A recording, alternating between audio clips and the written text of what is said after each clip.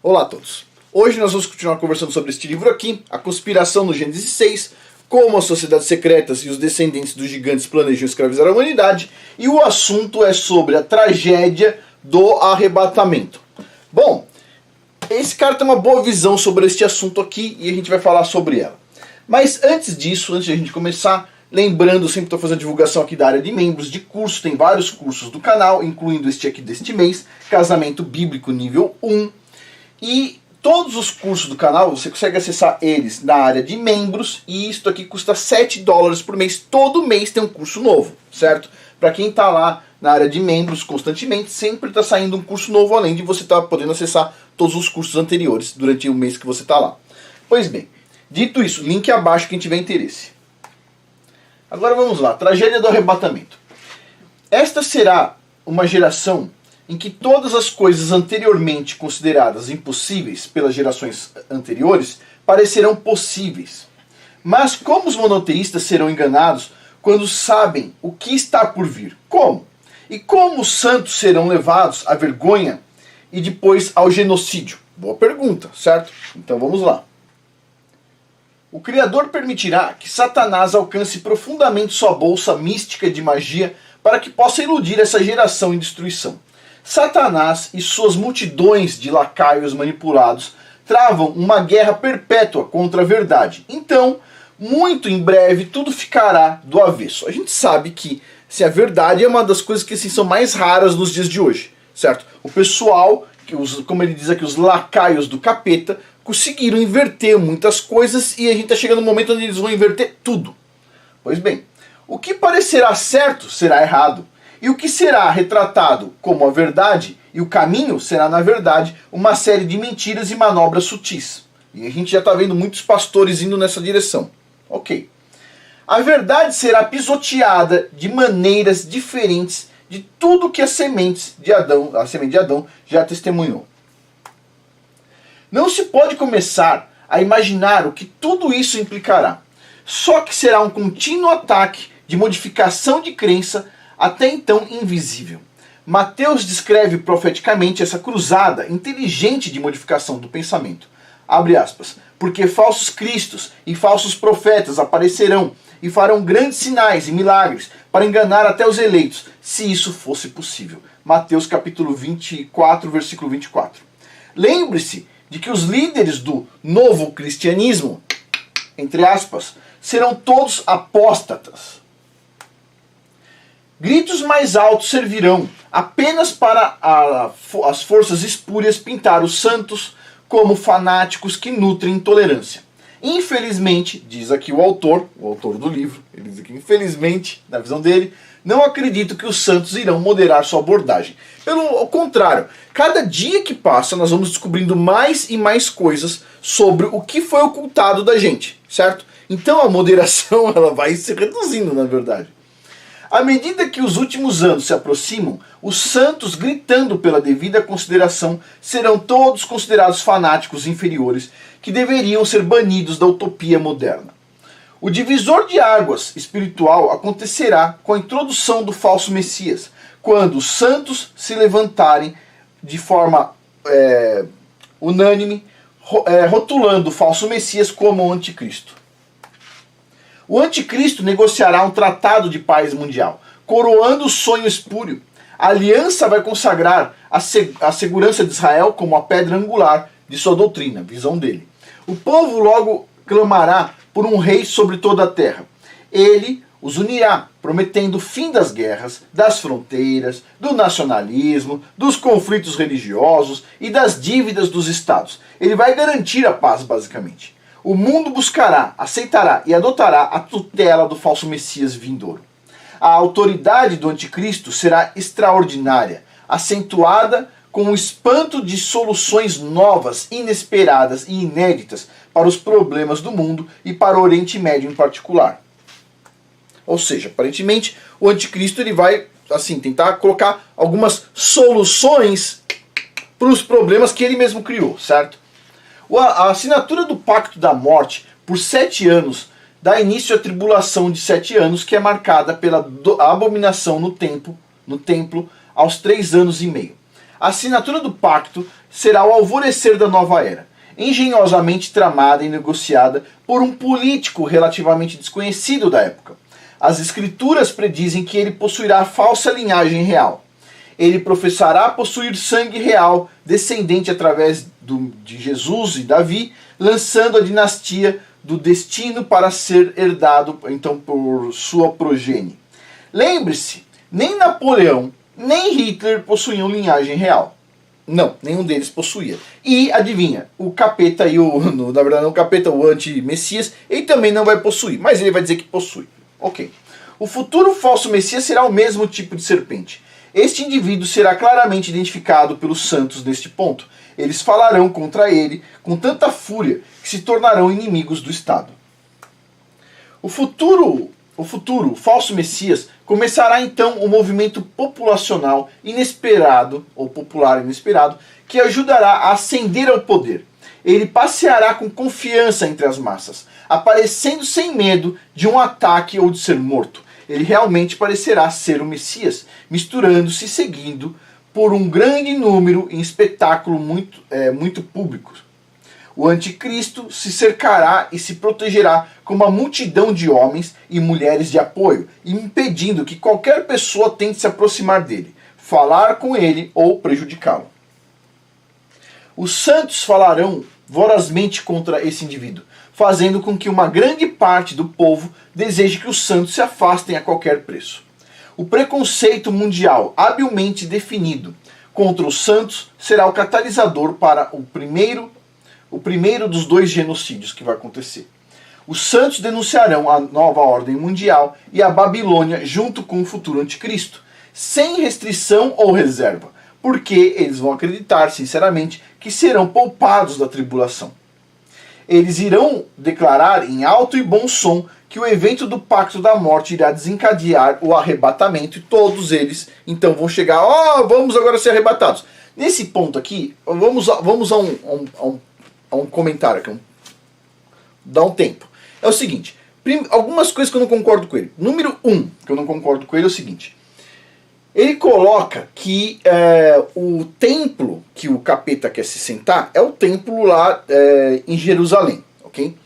Eu tenho o meu entendimento de que o templo é o nosso próprio corpo, que o pessoal vai tentar colocar algo no nosso corpo, ok?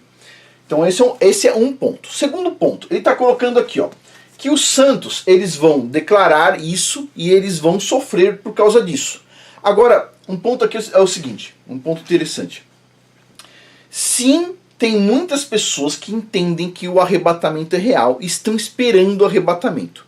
Quando a gente conversa com essas pessoas, o pessoal do pré-arrebatamento, que ele vai colocar aqui que isso é uma falácia, e é verdade, é uma falácia, o que acontece é o seguinte, Moisés não foi arrebatado, Noé não foi arrebatado, os israelitas não foram arrebatados. Então assim, tem uma série de eventos que pessoas passaram, pessoas importantes passaram sem ser arrebatados, ok?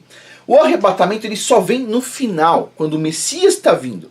Só no final. Ou seja, todo mundo, ele coloca aqui nessa linguagem, santos, vai ter que passar por esse período terrível. Boa parte desse período terrível. Depois vai ter um momento sim, que vai ter o arrebatamento. Mas o arrebatamento, vamos dizer assim, não é pré-tribulação.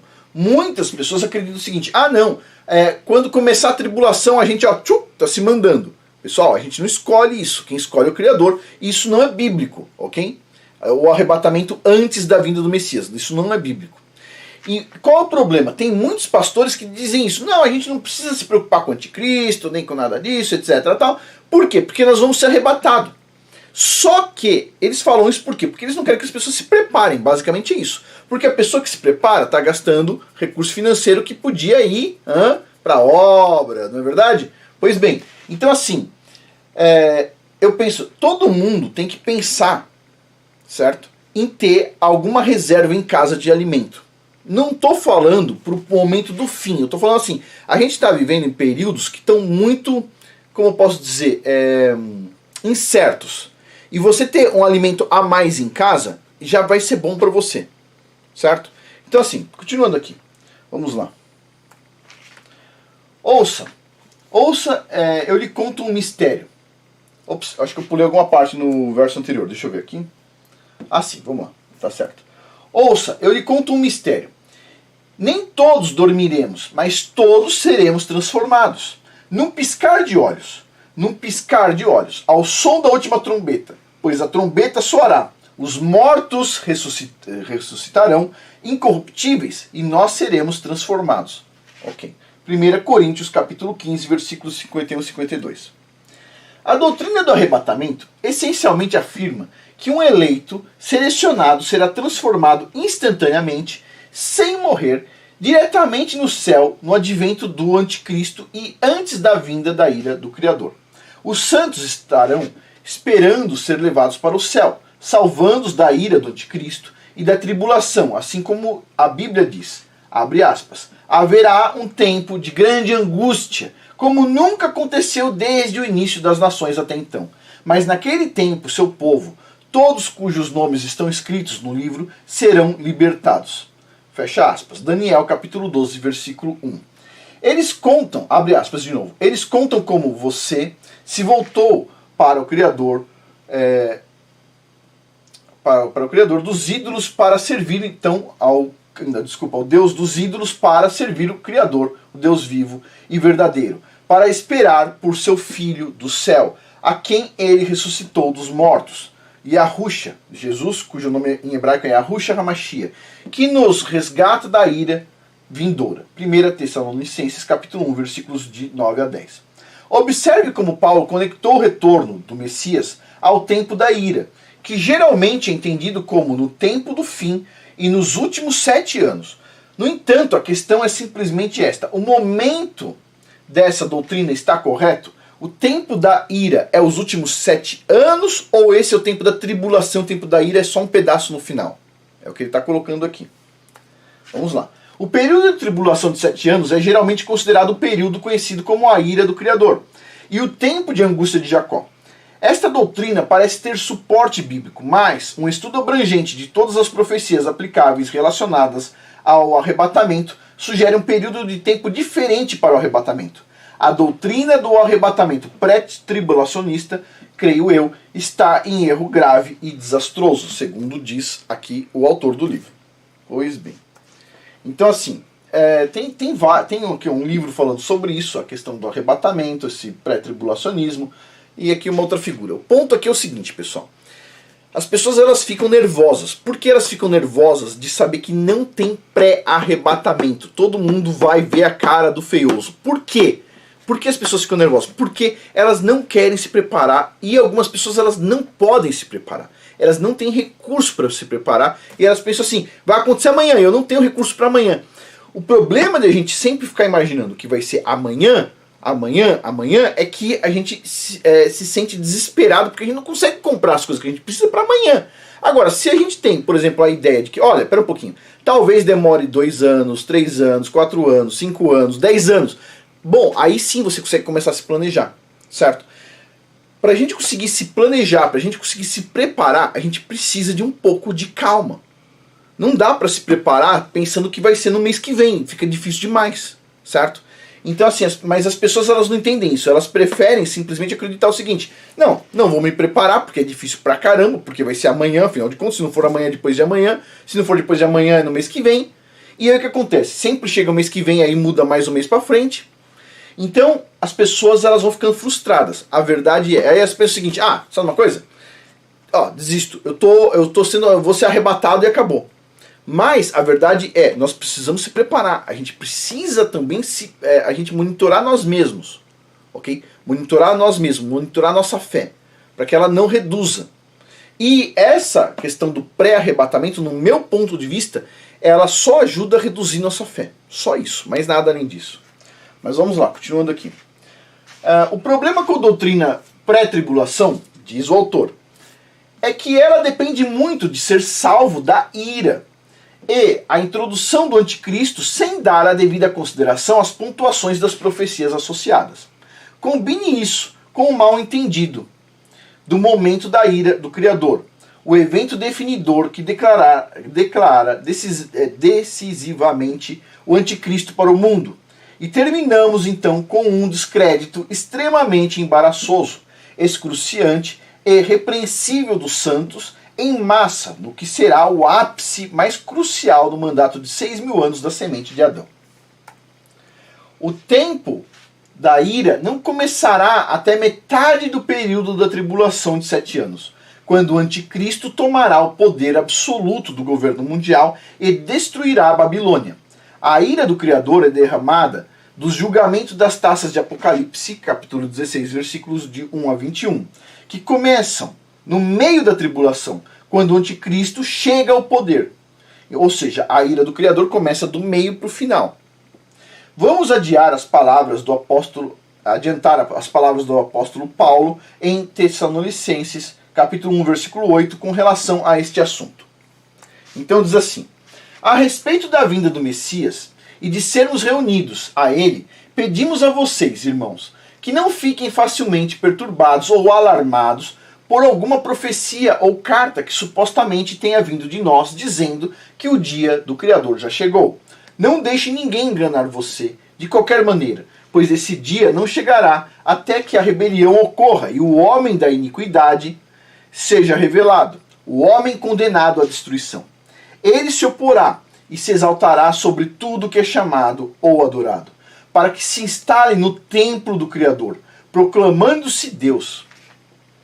Você não se lembra que quando eu estava com você, eu costumava te dizer essas coisas, e agora você sabe o que o está impedindo, para que seja revelado no momento adequado, pois o poder secreto da ilegalidade já está em ação.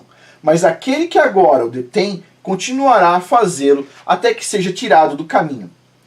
E então o iníquo será revelado, ou seja, só vai ser revelado o capeta quando algo for tirado do caminho dele. O Criador vai tirar algo do caminho dele. O autor do livro entende que é o Espírito Santo. Outras pessoas entendem que é o arrebatamento, são os santos que vão ser tirados do caminho.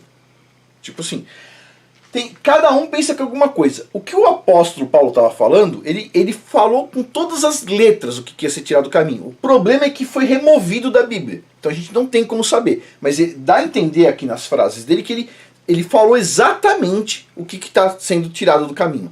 Né? Pois bem, observe finalmente que a ira do Criador, literal, em Apocalipse 16, começa com a praga de feridas irrompendo nas pessoas que receberam a marca da besta.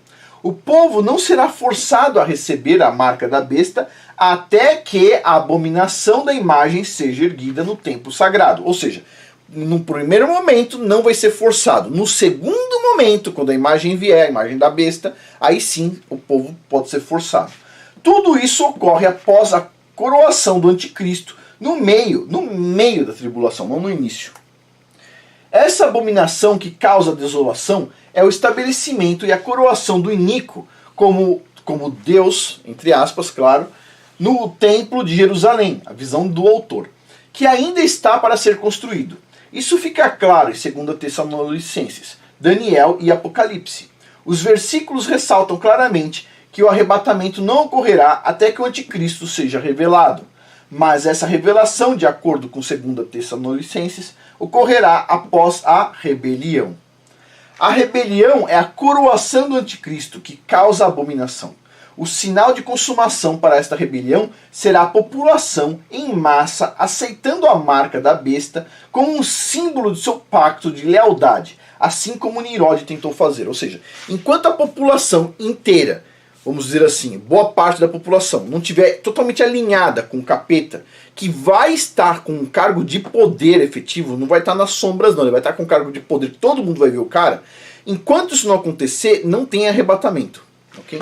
Então sim, vai ter vários problemas pela frente, mas não vai ter arrebatamento nesse primeiro ponto. É o que ele está dizendo aqui e eu concordo, tem vários estudos mostrando isso também. O livro de 2 Tessalonicenses registra, define e revela o que vai acontecer. A passagem não pode ser separada para uma interpretação conveniente, assim como a narrativa Nephilim não pode ser separada da narrativa do dilúvio. A revelação do anticristo inclui claramente o que? A rebelião do povo. A abominação e a marca da besta, inclui essas três coisas. Os santos denunciarão o anticristo a maneira kamikaze, ou seja, tipo assim, esquece o amanhã, né? Denuncia. pois eles esperam ser protegidos da criminalização em virtude do que acreditam incorretamente ser o arrebatamento iminente. O futuro anticristo, entretanto, será retratado como o maior herói do mundo naquela época, intocável para as massas, e ainda assim os santos o atacarão incessantemente como se fosse um mal, e vai ser o mal mesmo. Pois bem, os santos serão vistos como fanáticos religiosos, intolerantes às mudanças e outras raças e religiões. Eles serão declarados relíquias que fanaticamente se apegam ao chamado passado bárbaro e primitivo. Outros os rotularão como inimigos da nova era, a nova religião universal e a nova ordem mundial que está atacando ferozmente o suposto salvador da humanidade. Os santos estarão em seu estado mais vulnerável e prontos para o genocídio da nova ordem mundial e da Babilônia. Os santos esperarão com paciência e esperança para serem resgatados do genocídio, que se aproxima, mas o arrebatamento só acontecerá depois de mais 3 anos e meio. Os santos serão humilhados e desacreditados, além da compreensão por causa disso. Tudo será exatamente como profetizado. Então está lá em 2 Pedro capítulo 3, versículos 3 a 4. Em primeiro lugar, você deve entender que nos últimos dias virão zombadores, zombando e seguindo seus próprios desejos malignos. Eles dirão: onde está essa vinda que ele prometeu? Desde que nossos pais morreram, tudo continua como desde o início da criação. Ou seja, o que está acontecendo aqui é a mesma coisa de sempre.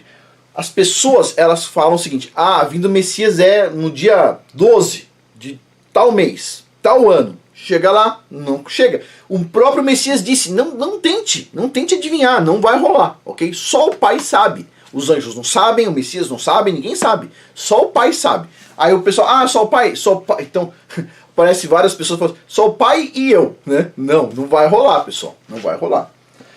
E isso gera o quê? Gera uma certa descrença nas pessoas. Então a gente tem que cuidar muito com essa questão de data. A gente pode falar o seguinte: a temperatura parece estar alta.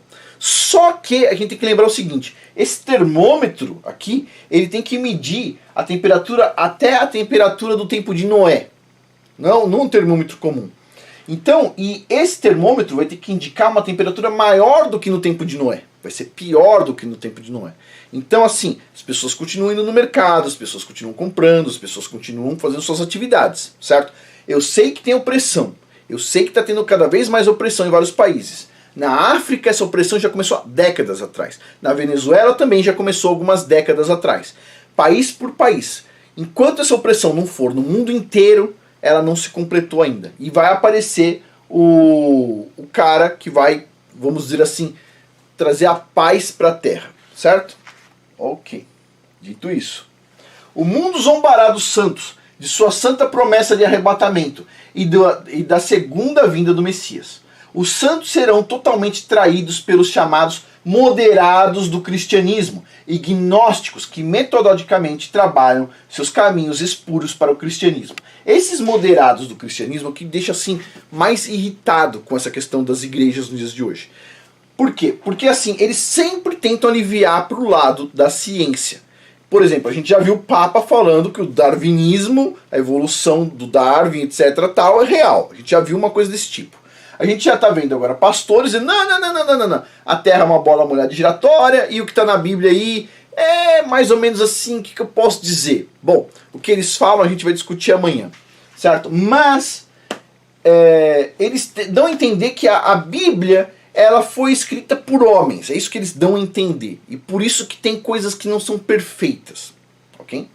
Mas continuando aqui, isso tem uma vertente que a gente discute amanhã. Olha só. Essas toupeiras venenosas então ficarão do lado da nova ordem mundial e da religião babilônica, do misticismo e um cisma do cristianismo que fará o movimento protestante de Martinho Lutero empalidecer em comparação. Ou seja, vai ter uma mega separação. Vão ser o pessoal mais moderados, claro, sempre tem que ter os moderados. O mundo irá adorar as perspectivas de um mundo utópico unificado. onde o céu na terra será alcançado. Nossa, as pessoas são brilhantes, vai vendo. O povo da terra ficará embriagado com a excitação estimulante do falso Messias ascendente. Somente os santos monoteístas serão os estraga-prazeres, que se posicionam firmemente contra este mundo de cabeça para baixo, que já está de cabeça para baixo, inclusive. O povo da terra não terá paciência para os monoteístas negativos e negativistas. Gostei desses termos que ele usou aqui, negativo e negativistas, porque hoje em dia as pessoas já estão chamando as pessoas que pensam por si próprias, que usam a lógica, de negacionistas. E ele está falando aqui, ó, negativos e negativistas. O termo, na verdade, que a mídia cunhou, se chama negacionista. Pois bem, os santos serão considerados vermes que devem ser exterminados aí por essas pessoas. Esse estado de coisas será o catalisador para o genocídio babilônico mencionado no Apocalipse. Veja Apocalipse 17, capítulo 6, 17, capítulo 17, versículo 18, capítulo 18, versículo 24. Este será o primeiro de 2 genocídios travados nos últimos dias, contra os cristãos e todos os monoteístas fiéis. Esse é o gênio diabólico do engano. O mundo não correrá para os braços abertos de um autodeclarado louco do caos ou de um ditador demoníaco. Não, ele não vai, o anticristo, o antimessias, ele não vai parecer um maluco. Não, ele não vai parecer isso, ele vai parecer um gênio.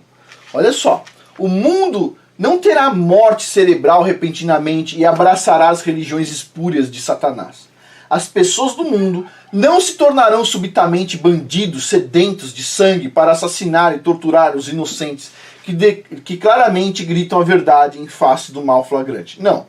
Imagina. Em vez disso, o mundo será iludido por meio do mais astuto dos enganos, e as pessoas passarão por cima de si mesmas como um otimismo fervoroso na busca de criar o paraíso na terra. Elas passarão por cima de si mesmas, passarão por cima dos seus filhos, dos seus parentes, dos seus amigos, elas passarão por cima do que precisar e não esteja na frente da boiada. Só isso. Na hora que a boiada resolver tocar naquela direção e você estiver paradão lá, tipo assim, sai de lateral, sai da frente da boiada. Não tenta explicar, boiada, não venha nessa direção, ali tem um abismo. Não, não tenta. Não, já passou esse período, certo? Todo mundo já teve informação, a informação já esteve disponível para todo mundo e não adianta nesse momento final a pessoa chegar, não, agora eu vou convencer as pessoas. Se você não fez isso até agora, se as pessoas não viram o que viram até agora, o que a gente pode fazer? Tá no limite, tá no limite. O que a gente já pode falar é assim, daqui até aqui, ó, 0 a 100. O que a gente pode falar controlando bastante a língua está mais ou menos aqui, ó. 50, 60, é o que dá para fazer, certo? Ou a gente vai no 50, 60, ou se você quiser ir no 100, você vai no 0, porque o pessoal te corta. Então é isso que dá para fazer com a liberdade de expressão que a gente tem hoje, certo? Pois bem, no próximo capítulo ele vai falar um pouco sobre o termo Adonai e como o pessoal vai pegar o nome do Criador e vai tentar, vamos dizer assim, vão tentar provar que o nome do Criador ou o nome que está na Bíblia, na verdade seria de um Deus mau. É isso que eles vão tentar provar. Pois bem, então fica para o próximo vídeo, a gente vai falar sobre esse assunto, não próximo agora da terça-feira, mas o de quarta-feira. De terça-feira a gente vai falar sobre um outro assunto. E para finalizar, lembrando pessoal, link abaixo da área de membros de cursos, custa $7 por mês. Tem um monte de cursos aqui diversos, certo? Kefir, chucrute, bitkvas, sourdough, segredo chás, kombucha, preparação de ervas medicinais, corte de lenha, ervas medicinais, casamento bíblico, que é o curso do mês, e vários de desenvolvimento pessoal e negócios. Então, por exemplo, tem brainstorm para negócios, arte dos preços, como colocar preço nas coisas, networking. Essa parte de network você não vai encontrar em livros da forma como está explicado aqui. Liderança. Aprenda a vencer a timidez. Para quem é tímido tem que resolver esse problema urgente, certo? Venda de serviços de alto valor, arte da imperfeição, ou seja, como a gente tem que começar as coisas, fazê-las funcionarem mesmo que sejam imperfeitas. As pessoas pensam o seguinte, eu fiz uma conta para passar 3 anos e meio com a minha família, um pouco mais tranquilo, eu preciso comprar tantas 1000 latas de sardinha, tantos 1000 quilos de arroz, etc. Tal. Aí ela faz a conta e fala, é impossível comprar. Bom, a arte da imperfeição é o seguinte, ok, você tem um recurso extra aí que você pode pensar, por exemplo, comprar 5 latas de sardinha a mais e guardar, uma hora você vai comer, certeza, você vai comer, uma hora você vai gastar. Não tem mal nenhum, se não acontecer nada, você simplesmente vai gastar ela, certo? Tem como fazer isso?